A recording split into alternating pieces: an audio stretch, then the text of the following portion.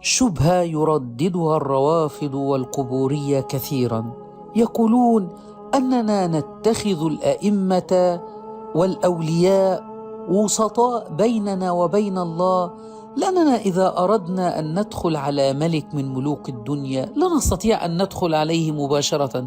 دائما يضربون هذا المثال، فلا بد أن نبحث عن وزير أو أحد يقربنا إلى هذا الملك، وأيضا لا نستطيع أن ندعو الله مباشرة، لا بد أن نرى أحد له جاه ومكانة عند الله نجعله وسيط بيننا وبين الله. وهذا كان فعل مشرك قريش أيضا.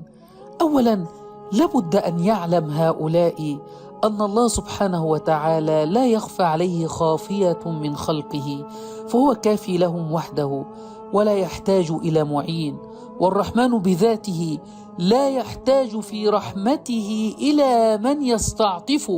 الله لا يحتاج أن تبحث عن شخص تستعطف الله تبارك وتعالى بهذا الشخص كالمسيح عليه السلام أو كمحمد صلى الله عليه وسلم أو كالأئمة الاثني عشر عندكم يا شيعة.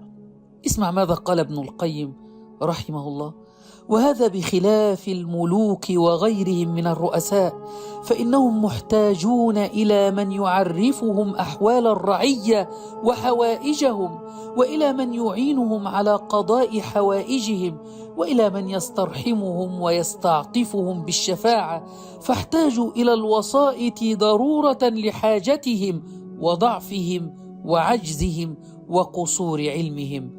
فأما القادر على كل شيء، الغني بذاته عن كل شيء، العالم بكل شيء، الرحمن الرحيم الذي وسعت رحمته كل شيء، فإدخال الوسائط بينه وبين خلقه نقص بحق ربوبيته وألوهيته وتوحيده، وظن به ظن السوء، وهذا يستحيل أن يشرعه لعباده، ويمتنع في العقول والفطر جوازه، وقبحه مستقر في العقول السليمة فوق كل قبيح.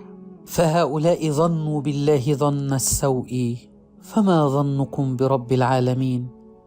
ظنوا بالله ظن السوء، فلو علموا أنه بكل شيء عليم وعلى كل شيء قدير، وأنه غني عن كل ما سواه وكل ما سواه فقير إليه، وأنه قائم بالقسط على خلقه، وأنه المنفرد بتدبير خلقه لا يشركه فيه غيره، فلو ظنوا بالله ما هو أهله ما جعلوا وسطاء بينهم وبين الله.